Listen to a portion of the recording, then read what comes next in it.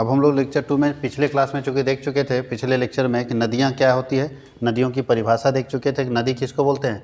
तो बोलता है कि जो प्रकृति द्वारा विकसित यानी नेचर द्वारा क्रिएटेड है, लगातार परिमार्जित मार्ग पर बहने वाले पानी की अविरल धारा जो जिसको बरसात जन्म देती है और जो ग्लेशियर से या पहाड़ों से झरने से निकलकर सागर में मिल जाती है, ऐसी इस यात्रा में बहुत सारी सहायक नदियों को आपस में मिला लेती है, तो इसे हम लोग नदी बोलते हैं। तो नदी के बारे में डिस्कस कर चुके थे। वाटर शेड क्या होता है, जिस इलाका में जल का पूरा, बोलता है कि जल निकास घाटी कहलाता है, जल का पूरा निकास। और देखिए ये भारत की नदियों के बारे में आपको यहाँ पे मिलेगा। पिक्चर ड्रॉ तो नहीं कर पाएगा आप एग्जामिनेशन हॉल में, बट जो थ्योरी आप लिख सकते हैं नदी के बारे में और भारत की नदियों के बारे में वो लिख सकते हैं आप यहाँ। तो देखिए ये भारत की नदियाँ देखिए, ब्लू कलर से नदी दिख रही है आपको, जितना भी ब्लू कलर दिख रहा है ना, ये नदी है, ये रिवर्स को डिनोट करता है। देखिए ब्रह्मपुत्र नदी चाइना में घुस गया है, ये देखिए ब्रह्मपुत्र नदी चाइना में आपका घुस गया। गंगा देखिए यहाँ से जो शुरू होता है उत्तराखंड से, तो होते होते होते बे ऑफ बंगाल में मिलेगा, यानी ये पूरा एरिया गंगा टच करता है। इधर का एरिया को गंगा नसीबे नहीं होता है। चिनाव, झेलम, रावी, ताप्ती, इंडस सब यहाँ पे नदियाँ। इसी तरह जम्मू कश्मीर से होते हुए पाकिस्तान में घुसती है। देखिए पाकिस्तान का एरिया है जहाँ पे ये सारी नदियाँ इधर घुस जाती है, पंजाब सिंध में होते हुए। ये पंजाब का एरिया है और ये इधर घुस जाती नदियाँ। तो ये मतलब पाकिस्तान क्षेत्र है और पाकिस्तानी क्षेत्र को ये नदियाँ जो है अपना पानी देती है और ये भारत से होते हुए घुसती है। यहाँ गंगा हो गया, यमुना हो गया, नर्मदा, ये देखिए आपका एमपी हो गया नर्मदा। यहाँ महानदी हो गई, गोदावरी हो गई, ताप्ती हो गई, कृष्णा नदी हो गई। आप जानते हैं कृष्णा नदी, कावेरी नदी सबसे नीचे है। ये कावेरी और कृष्णा जाके सीधा बे ऑफ बंगाल में मिल जाती है उधर, और इधर अरब सागर हुआ। तो ये नदियों का पूरा जाल है कि देश में नदियाँ कैसे फैली हुई है। और हम लोग जो नदी देख रहे हैं, ये देखिए नदी कैसे निकलती है, सब पहाड़ों से निकलती है, छोटी सी नदी रहती है और बाद में अपना विकराल रूप ले लेती है। तो ये नदियों का उद्गम स्थान है, पहाड़ों से निकलकर और बंगाल की खाड़ी में जाके मिल जाती है। मिट्टियों के बारे में क्या है, तो बोलता है पृथ्वी के ऊपरी परत को मिट्टी बोलते हैं। ऊपरी परत मिट्टी होता है, उसके नीचे ऐसा नहीं कि अलग अलग परत है पृथ्वी में, तो जो सबसे ऊपरी परत है ना वो मिट्टी है, उसके बाद फिर अलग है, फिर उसके बाद अलग है, उसके बाद अलग है। तो बोलता है कि पृथ्वी के ऊपरी सतह पर मोटे, मध्यम और बारीक कार्बनिक तथा अकार्बनिक मिश्रण कणों को मृदा या मिट्टी कहा जाता है। भारत में कितने प्रकार की मिट्टियाँ पाई जाती हैं, तो भारत में बोलता है जलोढ़ मिट्टी है, काली मिट्टी है, लाल मिट्टी, पीली मिट्टी, लेटेराइट मिट्टी, शुष्क मिट्टी है, लवण मृदा है और पिटमय मिट्टी है और वन मिट्टी है। ये अलग अलग तरह की मिट्टियाँ पाई जाती है और आपको सबके बारे में डिटेल लिखना है, सारी मिट्टियों के बारे में कि कौन सी मिट्टी किस क्षेत्र में पाई जाती है या किस मिट्टी में कौन सी फसल होती है, उसके बारे में आपको लिखना है। क्योंकि भारत की मिट्टियों के बारे में आपको लिखना है, नदियों के बारे में लिखना था। तो मिट्टी के बारे में, नदी के बारे में लोग देख लिए। और हमें नहीं लगता है किसी बच्चे को काली मिट्टी और जलोढ़ मिट्टी में दिक्कत है, आप आराम से लिख सकते हो। अगर ये भी नहीं पढ़े हैं तो ज्योग्राफी आपको पढ़ने की जरूरत था, नहीं पढ़े तो अभी जाके पढ़ लीजिएगा। क्वेश्चन नंबर 4 बच्चा पार्टी लोग, क्वेश्चन नंबर 4 जो है वो पूछता है भारत में जनसंख्या, यहाँ थोड़ा मैं हो गया गलती से, भारत में जनसंख्या वृद्धि के क्या कारण हैं और उसे कैसे रोका जा सकता है, इसके बारे में वर्णन करें। यहाँ में लिखना है describe the causes of population growth in India and how they can be stopped. तो जनसंख्या को रोकना तो बड़ा मुश्किल है भारत में, जनसंख्या रोकना मुश्किल ही नहीं नामुमकिन है। भारत में जनसंख्या को कोई रोक नहीं सकता, ये मुश्किल ही नहीं नामुमकिन है। जिस हिसाब से हम लोग जनसंख्या में बढ़ते चले जा रहे हैं, कुछ सालों में चाइना को पछाड़ के हम लोग आगे चले जाएंगे और ये उपलब्धि भारत जल्द ही हासिल करने वाला है। इसकी जानकारी मैं आपको दे दूं। जिस हिसाब से हम लोग की जनसंख्या बढ़ रही है, हम लोग जनसंख्या रोकने वाले हैं नहीं, कुछ सुनता है नहीं। सरकार लेकर आती है 2 चाइल्ड पॉलिसी, ये भैया हम दो, हमारे दो ही बच्चे अच्छे 2 ही बच्चे, और यहाँ लोग 2 से ज़्यादा कर देते हैं। तो ये समस्या है, जनसंख्या रोकना बहुत मुश्किल है। तो बोलते हैं भारत में जनसंख्या वृद्धि के कारण, भारत में जनसंख्या वृद्धि निवारण और नियंत्रण एशिया महाद्वीप में अविकसित भारत देश क्षेत्रफल की दृष्टि से विश्व का 7वां सबसे बड़ा देश है, लेकिन जनसंख्या की दृष्टि से दूसरा सबसे बड़ा देश। और जिस हिसाब से जनसंख्या बढ़ रही है, बोलता है विश्व की जनसंख्या जितनी है ना उसका 17.55%, यानी लगभग 18% लोग, यहाँ बोलता है लगभग 18% जनसंख्या विश्व की बसती है। मतलब पूरे विश्व में जितना लोग रहता है उसका 18% जनसंख्या भारत में। स्वतंत्रता प्राप्ति के बाद भारत में तीव्र गति से बढ़ती जनसंख्या के कारण इसे जनसंख्या विस्फोट कहा जाता है। यानी हम लोग बोल सकते हैं कि इसमें पॉपुलेशन एक्सप्लोनेशन हुआ, बहुत तेज़ी से विस्फोट किया। जिस हिसाब से हम लोग 1947 के बाद से 1947 के बाद से अपने यहाँ जनसंख्या बढ़ाए हैं और ये उपलब्धि हासिल किए हैं, तब से हमारे देश की जनसंख्या विस्फोट कर गई है। क्योंकि पहले मरने का कारण हो जाता था, बीमारियां आ जाती थी, मर जाते थे, गांव का गांव साफ हो जाता था। अब तो सर वो भी स्वास्थ्य की स्थिति अच्छी है, और बच्चों का जन्म बहुत तेज़ी से हो रहा है, जनसंख्या बहुत तेज़ी से बढ़ रहा है, जो डेंजरस है हमारे लिए। हम लोग भले हंसी मजाक में बोल देते हैं, लेकिन घातक है। समझ गया चीन 1 चाइल्ड पॉलिसी लेकर आया कि एक बच्चा, बस, एक से ज़्यादा नहीं। और हमारे यहाँ अभी भी 2 चाइल्ड है, फिर भी 2 में रोकते नहीं ना, 2 नहीं भैया, 4 आदमी कंधा देने के लिए चाहिए। मरेंगे तो 4 कंधा, 4 को पढ़ा दोगे तब तो, एक को पढ़ा नहीं पा रहा आदमी, आप 4 बच्चे को कैसे पढ़ाओगे। चलते जनसंख्या विस्फोट होने के कारण भारत में भूखमरी, देखो जनसंख्या बढ़ेगा तो भूखमरी, खाना कहाँ से खिलाएगी सरकार, ज़मीनें हो रही कम। अगर जनसंख्या बढ़ेगा कहीं ना कहीं घर बनाएगा ना, तो खेती वाली ज़मीन पर घर बना रहा है, तो खेती वाली ज़मीन कम हो रही है तो उत्पादन कम होगा, सारे लोग खाएंगे कैसे। भूखमरी, बेरोजगारी, आवास संबंधी समस्या, कई समस्या उत्पन्न हो रही है, जिससे देश के सामाजिक, आर्थिक और पर्यावरणीय स्थिति पर प्रतिकूल प्रभाव पड़ रहा है। चूँकि भारत देश की जनसंख्या की दृष्टि से विश्व का दूसरा देश है, यहाँ जनसंख्या वृद्धि के बहुत कारण हैं, जिसका निम्न विवरण है। बहुत सारे कारण हैं जनसंख्या वृद्धि के। पहला कारण, जन्म दर के कारण जनसंख्या वृद्धि। जन्म दर बहुत तेज़ी से बढ़ रहा है, बच्चे जन्म बहुत तेज़ी से ले रहे हैं। आगे बोलते हैं मृत्यु दर कम है, मर कम रहा है। अरे भाई, जितना जन्म ले उतना साफ होते जाए तो ठीक है, एकदम फ्रेश आदमी आते जाएगा कि भैया इतने लोग आए हैं, तुम्हारा टिकट कटे, चल निकल भाई। तो यहाँ लिफ्टी के जा रहा है 90-100, पता चला 70, 80, 90 और आदमी इधर आ ही रहा है। तो भैया एक नाव है, लोग आते रहेंगे, अगर पुराना वाला नहीं उतरेगा तो नाव तो पलटेगा ना। तो वही हाल यहाँ हो रहा है। बाल विवाह, कम उम्र में शादी विवाह हो जाने के कारण बच्चों की संख्या बढ़ जाती है। जब तक लोग समझदार हो जाते हैं, सोचने लायक होते हैं, तब तक बच्चे आ जाते हैं। अंधविश्वास के कारण भी जनसंख्या बढ़ रही है। कुछ लोग बोलते हैं ऑपरेशन नहीं कराएंगे चाहे जनसंख्या जितना बढ़े, तो ये भी समस्या है। कुछ लोगों का अंधविश्वास है कि जनसंख्या बढ़ने दो लेकिन ऑपरेशन नहीं कराना, क्योंकि हम ये सब काम नहीं करते। आगे बोलता है जीवन प्रत्याशा के कारण भी जनसंख्या बढ़ रही है। लोगों की जीवन जीने की इच्छा बढ़ती चली जा रही है। 1947 में ये स्थिति था कि 35 साल जीवन प्रत्याशा था, लाइफ एक्सपेक्टेंसी इसको बोलते हैं। एक व्यक्ति 35 साल तक जी सकता था, स्वस्थ व्यक्ति। आज वो 75 साल पहुंच गया। तो जैसे जैसे लोगों के जीवन प्रत्याशा ने, लाइफ एक्सपेक्टेंसी बढ़ेगा, सर मरेंगे नहीं लोग, अब मरेंगे नहीं तो जनसंख्या कम नहीं होगा। कोरोना आने के बाद भी कम नहीं हुआ, क्योंकि बहुत ज़बरदस्त तरीके से उसमें भी नहीं मरे लोग। इसमें भी इतने मजबूत है अंदर से, फिट फाट के सब कोरोना वायरस को ख़त्म कर दिया। सरकारी नीतियों के कारण जनसंख्या वृद्धि, सरकार के कारण भी हो रहा है। सरकार सख्ती से 2 चाइल्ड पॉलिसी को लागू नहीं कर पा रही, जबकि सरकार को सख्ती से 2 चाइल्ड पॉलिसी लागू कर देना चाहिए। कुछ नहीं, सरकार खाली 2 नियम बना दे कि जिसके यहाँ 2 से ज़्यादा बच्चे रहेंगे उनको सरकारी नौकरी नहीं मिलेगी, उनको सरकार की कोई सुविधाएँ नहीं मिलेगी, उनको ट्रेन में ज़्यादा पैसा देना पड़ेगा। 2 चाइल्ड है तो एकदम सरकार स्ट्रिक्ट पॉलिसी नहीं बनाएगी तब तक 2 चाइल्ड पॉलिसी। यहाँ नेताजी के ज़्यादा बाल बच्चा लोग हैं, जितने नेताजी हैं उन्हीं का देख लीजिए तो पता चला बहुत ज़्यादा बाल बच्चा है। लालू यादव के बहुत सारे हैं। तो ऐसा नहीं है। जनसंख्या नियंत्रण के लिए सरकार को आगे आना होगा। जब तक सरकार आगे नहीं आएगी तब तक उसे रोका नहीं जा सकता। अब जो बोलता है जनसंख्या वृद्धि को रोकने के क्या क्या उपाय हैं, तो पहला, शिक्षा का प्रचार प्रसार कीजिए, लोगों को शिक्षित बनाइए कि भाई जनसंख्या बढ़ाना ठीक बात नहीं है। भारत के 80% गाँव, जनसंख्या गाँव में निवास करती है, उनको शिक्षा देना होगा, शिक्षित करना होगा। फैमिली प्लानिंग बताइए, परिवार नियोजन के बारे में बताइए, फैमिली प्लानिंग के बारे में बताइए। आगे बोलता है विवाह की आयु में वृद्धि कीजिए, raising the age of marriage, शादी विवाह का उम्र बढ़ाइए, थोड़ा मैच्योर लोग रहेगा तो कम मतलब बाल बच्चा करेगा। उसके आगे क्या है, संतानोत्पत्ति की सीमा निर्धारण कीजिए कि कितना संतान हो सकता है भैया, 2 या 2 से ज़्यादा। सामाजिक सुरक्षा, सोशल सिक्योरिटी दीजिए उसको, कि वैसे लोग जो 2 बच्चे रखते हैं उनको समाज में थोड़ा सा प्रोत्साहन दीजिए, और जो ज़्यादा रखता है उनको है ना किसी न किसी तरीके से डेमोरलाइज कीजिए। संतति सुधार कार्यक्रम, प्रेगनेंसी इम्प्रूवमेंट प्रोग्राम चलाइए कि प्रेगनेंसी नहीं हो, बहुत कम से कम हो। और बहुत लोगों को तो पता ही नहीं है, वो तो समझते हैं कि अगर संबंध बन गया तो फिर बच्चे आएंगे। ऐसा नहीं है, बहुत सारे इंस्ट्रूमेंट्स हैं जिसके बारे में लोगों को जागरूक करने की ज़रूरत है। जीवन स्तर को ऊँचा उठाने का प्रयास करना, हर व्यक्ति का जीवन स्तर ऊंचा उठे, सरकार को इस बात पर ध्यान देना। जैसे ही व्यक्ति का जीवन स्तर बढ़ता है ना, देखिएगा वो अपने आप से मैच्योर हो जाता है। वो बोलता है नहीं 2 बच्चे से ज़्यादा नहीं, लेकिन जब तक उसका जीवन स्तर निम्न था, जब तक वो सोच नहीं पा रहा था, तब तक उसके बच्चे की संख्या बढ़ रही थी। तो ये भी बहुत इंपॉर्टेंट चीज़ है। और बोलता है स्वास्थ्य सेवा और मनोरंजन के साधन पत्नी को नहीं बनाना है। अगर पत्नी को मनोरंजन का साधन बनाएंगे तो आप बर्बाद हो जाएंगे। जनसंख्या बढ़ती जाएगी तो वैसे लोगों में जिनके पास कोई मनोरंजन के साधन नहीं करे, टीवी कम से कम पहुंचा दो यार, अभी इंटरनेट पहुंचा दो, मनोरंजन के साधन कम रहेंगे, जनसंख्या नहीं बढ़ेगी। तो ये जनसंख्या को रोकने के उपाय थे जो सब आप लिख सकते हैं। हमें नहीं लगता किसी बच्चे को जनसंख्या को रोकने के उपाय के बारे में पढ़ने की ज़रूरत है।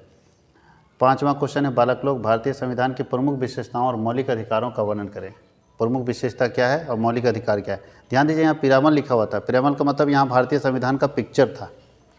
यहाँ पे भारतीय संविधान का पिक्चर था जो गायब हो गया है। तो आप भारतीय संविधान का पिक्चर देख लीजिएगा कैसा होता है। देखिए ये है पिक्चर। हम भारत के लोग भारत को एक संपूर्ण प्रभुत्व संपन्न समाजवादी पंथ निरपेक्ष लोकतंत्रात्मक गणराज्य बनाने के लिए और उसके समस्त नागरिकों को सामाजिक, आर्थिक और राजनीतिक न्याय, विचार, अभिव्यक्ति, विश्वास, धर्म और उपासना की स्वतंत्रता, प्रतिष्ठा और अवसर की समानता प्राप्त करने के लिए तथा उन सबों के, पढ़े हैं ना सब लोग, प्रस्तावना इसको बोलते हैं, उद्देशिका। ये लिखने की जरूरत नहीं है, सिर्फ एक पिक्चर है। देखिए ये पिरामल है इंग्लिश में। We the people of India having solemnly, ये पढ़ सकते हैं आप आराम से। तो इंग्लिश में ये आपका है पिरामल, यही है आपका। अब मुख्य विशेषता क्या थी संविधान की, देखिए बोलते हैं भारतीय संविधान एक विस्तृत कानूनी दस्तावेज है। यह भारत की सर्वोच्च विधि है, यानी सबसे बड़ा कानून है। अन्य सभी कानून भारतीय संविधान के अधीन आते हैं। जितने कानून बनते हैं इसके अंदर आते हैं। वर्तमान में भारतीय संविधान की में कुल 395 अनुच्छेद, 25 भाग और 12 अनुसूचियाँ हैं। भारतीय संविधान में विभिन्न राजनीतिक दर्शन, नागरिकों के मूल अधिकार, नागरिकों के मूल कर्तव्य के अलावा विधायिका, कार्यपालिका, न्यायपालिका के बीच शक्तियों का विभाजन इत्यादि अनेक प्रावधान शामिल होते हैं। इसमें केंद्र सरकार, राज्य सरकार के बीच विषयों का विभाजन कि कौन किस विषय पर बात करेगा, किसके अंदर कौन से विषय हैं, सब सारा कुछ इसके अंदर शामिल होता है। इंग्लिश वाले भी देख लीजिए, बहुत कुछ है, यहाँ से पढ़ पढ़ के भी आप लिख सकते हैं।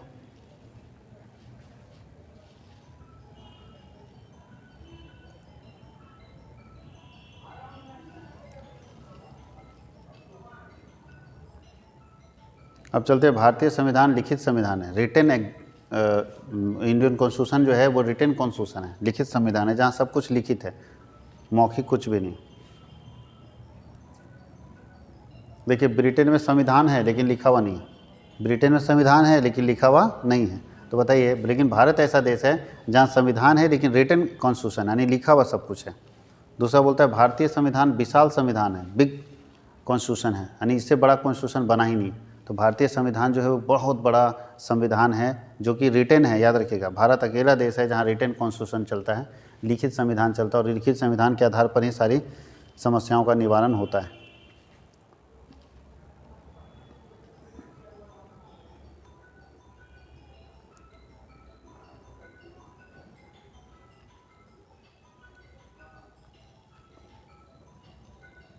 आराम से लिख लीजिएगा। भारतीय संविधान लचीलेपन और कठोरता का मिश्रण है, a mixture of flexibility and rigidity. इसके अंदर रिजिडिटी भी है और फ्लेक्सिबिलिटी, यानी आप अपने अनुसार उसको चेंज कर सकते हैं। तो दोनों चीज़ इसके अंदर डाला हुआ है।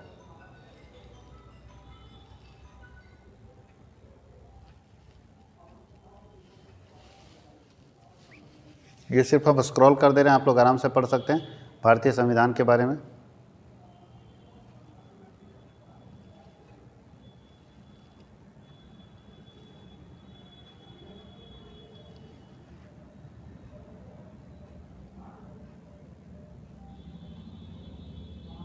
जो बच्चे एप्लीकेशन में नहीं जुड़े वो यहाँ से अपना नोट्स कर सकते हैं। भारतीय संविधान लोकतांत्रिक गणराज्य है, डेमोक्रेटिक रिपब्लिक है, यानी यहाँ जनता चुनती है कि उसका सरकार कौन होगा, जनता चुनती है उसे चलाने वाला कौन होगा।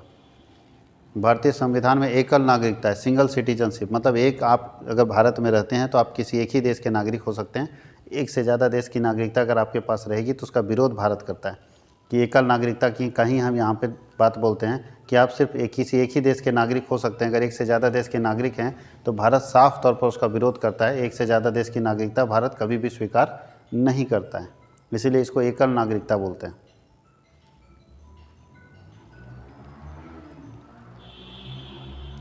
आगे लिखा है कि भारत जो है वो पार्लियामेंट्री सिस्टम से चलता है, यानी संसदीय व्यवस्था है भारत में। आप देखिएगा अभी संसदीय मंत्री रहते हैं, संसदीय जो मंत्री होते हैं जो संसद को चलाते हैं, तो पूरा जो व्यवस्था चलती है भारत की वो संसदीय व्यवस्था से चलती है और संसदीय व्यवस्था के आधार पर ही इसका संचालन किया जाता है।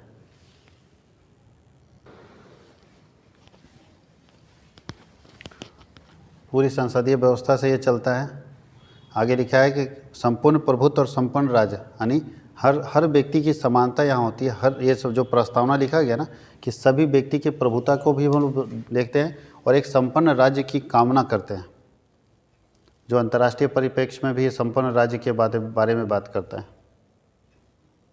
इतना बहुत बड़ा लिखा गया है, तो आप इसको जितना शॉर्ट करके लिख सकते हैं अगर आप लिख पाते हैं, और इतना बड़ा लिखने की ज़रूरत नहीं है जितना जिस हिसाब से यहाँ पर डाला गया था, चूँकि हम लोग सारा कंटेंट डाल दिए हैं कि आपको किसी तरह की परेशानी ना हो।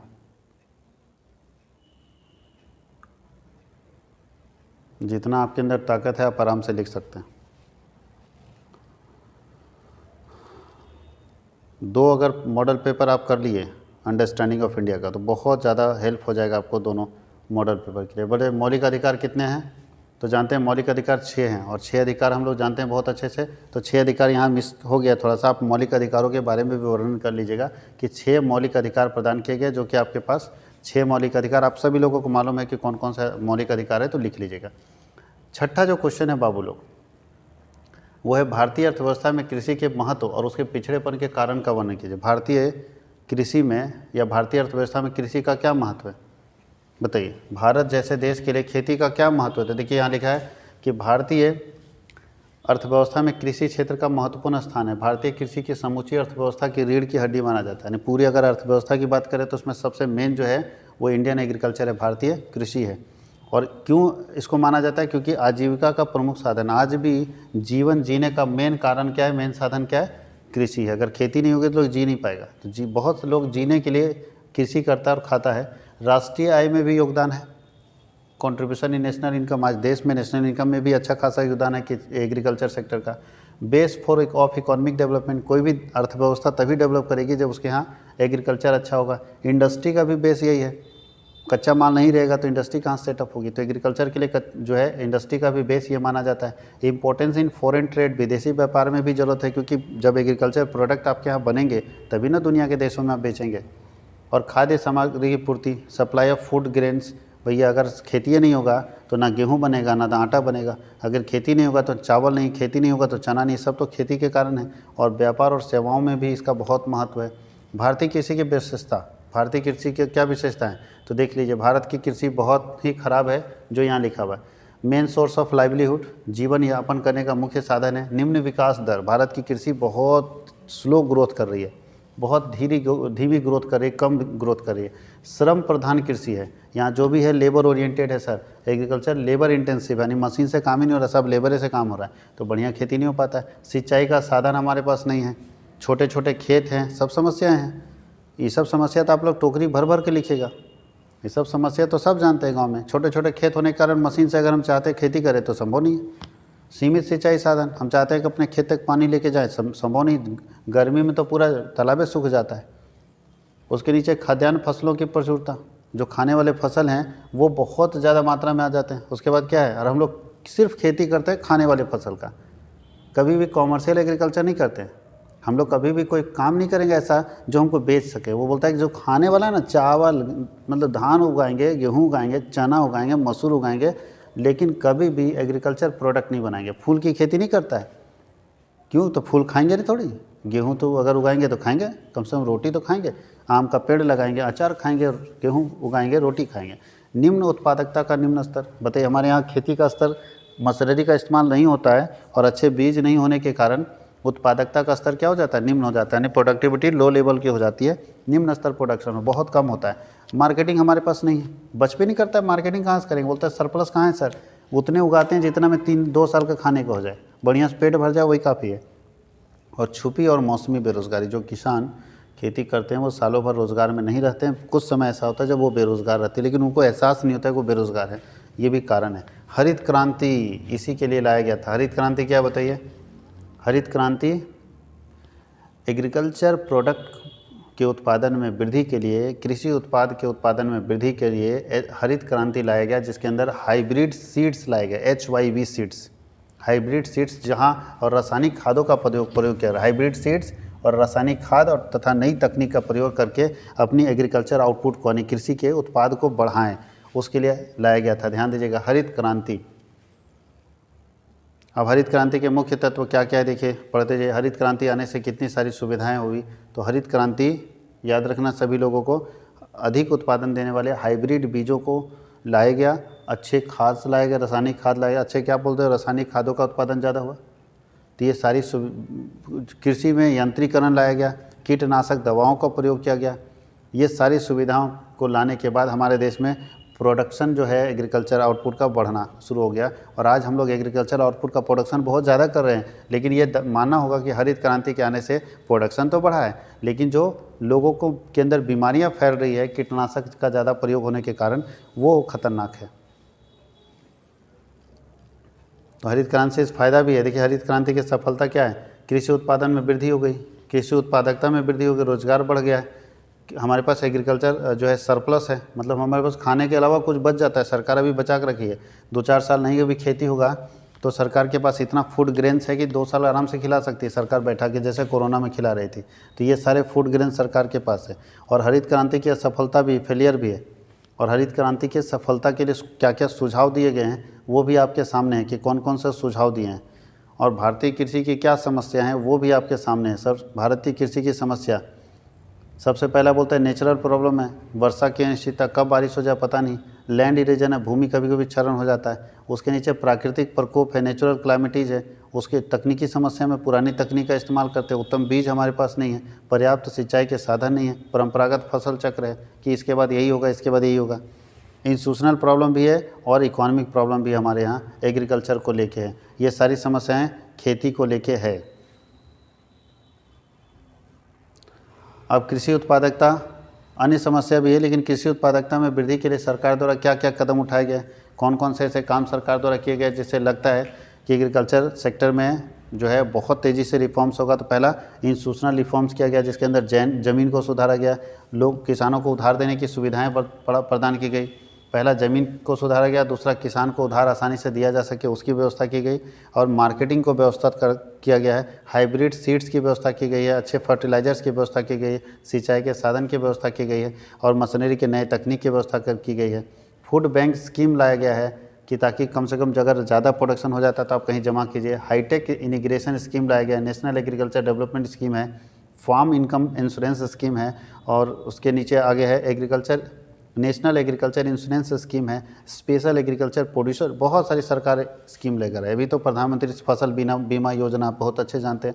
किसान क्रेडिट कार्ड स्कीम लाया गया, KCC जिसको हम लोग बोलते हैं, कि किसानों को आसानी से ऋण मिल सके, किसानों को आसानी से लोन मिल सके ताकि वो खेती आराम से कर सके। उसके लिए हम लोग किसान क्रेडिट कार्ड लेकर आए। और लास्ट क्वेश्चन है बच्चा पार्टी लोग कि आचार्य विनोबा भावे, चूँकि आप जिस यूनिवर्सिटी में पढ़ते हैं उनके बारे में थोड़ा जानिए। तो आचार्य विनोबा भावे के जीवन दर्शन के बारे में आपको बताना है कि इनका जीवन दर्शन कैसा था और उनके विचारों के बारे में जानना है। तो आचार्य विनोबा भावे एक भारतीय स्वतंत्रता सेनानी थे, सामाजिक कार्यकर्ता थे और भूदान आंदोलन के प्रेरणा थे।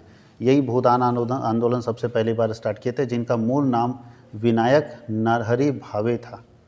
आचार्य विनोबा भावे का जन्म 11 सितंबर 1895 को रायगढ़ यानी ब्रिटिश भारत में हुआ था। उनकी मृत्यु 15 नवंबर 1982 को पनवार वर्धा में हुई थी। उन्हें भारत का राष्ट्रीय अध्यापक और महात्मा गांधी का आध्यात्मिक उत्तराधिकारी का दर्जा मिला हुआ था, यानी महात्मा गांधी का आध्यात्मिक उत्तराधिकारी का दर्जा मिला था। इन्होंने इंदिरा गांधी द्वारा लगाए गए आपातकाल को अनुशासन पर्व कहा था और विवादों में रहे थे। उस समय ये अनुशासन पर्व कहते थे कि नहीं ज़रूरी था और विवाद में रहे थे। विनोबा भावे की जीवनी के बारे में लिखिए, इनका बायोग्राफी क्या है। तो पहला है कि नाम विनोबा भावे, जन्म का स्थान, समय और स्थान तो 11 सितंबर 1895 महाराष्ट्र के कोलोबा जिले के गांगडे गांव में। शिक्षा महाराजा सयाजीव राव गायकवाड़ विश्वविद्यालय से पुरस्कार भारत रत्न मिला है 1983 में। अंतर्राष्ट्रीय रेमन मैगसेसे से पुरस्कार 1958 में मिला है। पिता का नाम, माता पिता का नाम तो नरहरि शंभू राव पिता का नाम और रुक्मणी देवी माता का नाम। प्रसिद्ध क्या किससे प्रसिद्ध हुए तो बोलता है भूदान आंदोलन से प्रसिद्ध हुए। स्वतंत्रता सेनानी थे, शिक्षा में उनका योगदान रहा। जाति धर्म क्या था तो ब्राह्मण था और धर्म हिंदू था। जाति ब्राह्मण, धर्म हिंदू। मृत्यु का समय और स्थान 15 नवंबर 1982 को यह स्वर्गावास कर लिए पनवार वर्धा में। विनोबा भावे की प्रारंभिक जीवन क्या है तो विनोबा भावे का मूल नाम विनायक नरहरि भावे था और इनका जन्म महाराष्ट्र के एक छोटे से गांव में हुआ था। इनके पिताजी का नाम विनायक नरहरि शंभू राव और माताजी का नाम रुक्मणी देवी था। ये 4 भाई बहन थे, जिनमें विनायक सबसे बड़े थे। इनकी माताजी धार्मिक चीज़ों से बहुत प्रभावित थी, इसलिए इनको श्रीमद् भागवत गीता बचपन से ही पढ़ने का मौका मिला। और विनोबा भावे की शिक्षा में योगदान और विचार इसी से। अब कैसे है, इन्होंने गांधी जी का एक भाषण सुनकर अपनी स्कूल और कॉलेज की सारी डिग्रियां फाड़ दी और पत्रों के साथ गांधी जी से बातचीत की। और अहमदाबाद के कोचराब आश्रम में 7 जून 1916 को गांधी जी और विनोबा भावे की मुलाकात हुई और इस मुलाकात के बाद उन्होंने अपनी पढ़ाई छोड़ दी। विनोबा भावे का भूदान आंदोलन में क्या सहयोग रहा है, तो बोलता है कहानी सन 1858 की है, जब तेलंगाना के पोचमपल्ली गांव के हरिजनों ने विनोबा भावे से अपने जीवन यापन के लिए 80 एकड़ भूमि देने का अनुरोध किया। और तब आचार्य विनोबा भावे ने जमींदारों के आगे आकर गरीबों को भूमि दान करने के लिए कहा। इसे भूदान आंदोलन कहा गया है। इसी से भूदान आंदोलन की शुरुआत हुई। भूदान का अर्थ भूमि को उपहार में दे देना होता है। उन्होंने इस आंदोलन से 44 लाख एकड़ भूमि दान में ली और उसे लगभग 13 लाख गरीबों को मदद की। इस भूदान आंदोलन से उन्होंने पूरी दुनिया का ध्यान अपनी तरफ खींचा है।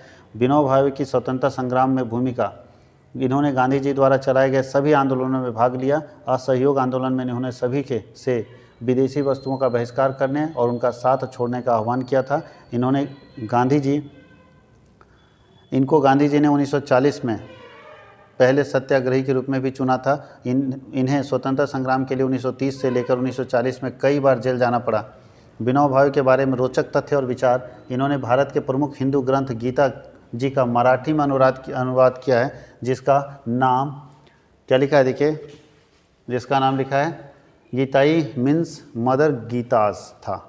आज़ादी से पहले और आज़ादी के बाद विनोबा भावे प्रमुख गांधीवादी नेताओं में से एक थे। वे गांधी जी के समानता के सिद्धांत के प्रमुख पक्षधर थे। विनोबा भावे को 1983 में मरणोपरांत भारत रत्न पुरस्कार दिया गया था। इन्होंने इंदिरा गांधी द्वारा लगाई गई इमरजेंसी का समर्थन किया था और शायद हमको लगता है उसी समय मिला। विनोबा भावे की प्रमुख साहित्यिक रचनाओं में स्वराज शास्त्र, गीता प्रवचन और तीसरी शक्ति इत्यादि बहुत सारी शामिल है। आचार्य विनोबा भावे गौहत्या के प्रबल विरोधी थे। उन्होंने इसके न रुकने पर उपवास का भी प्रण लिया था और साबरमती आश्रम में विनोबा भावे, जिनको ट्री में रहते थे, उनका नाम विनोबा भावे कुटीर रखा गया है। ये विनोबा भावे के बारे में रोचक जानकारी आपके पास है और यही हम लोगों को 7 क्वेश्चन पूरा कंप्लीट कर लिए और सेट 2 का इंतज़ार कीजिए। सेट 2 भी जल्द आने वाला है। धन्यवाद। और अगर आपको अच्छा लगा और आपका ये क्वेश्चन अगर एग्ज़ाम में आता है तो कॉमर्स वर्ल्ड को दिल से सपोर्ट कीजिए। Thank you.